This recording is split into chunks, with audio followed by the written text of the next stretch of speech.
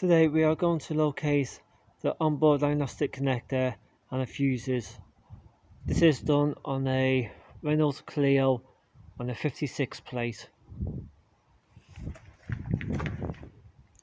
So to locate the onboard diagnostic connector,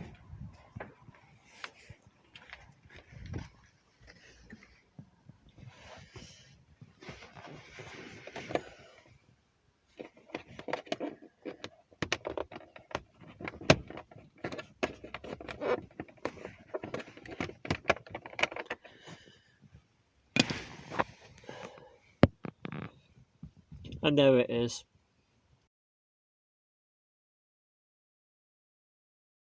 Next up, locate the fuses.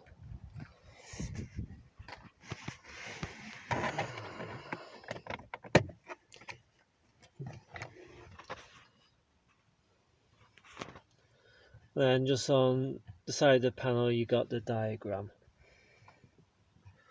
So if you just locate the top part of the fuses,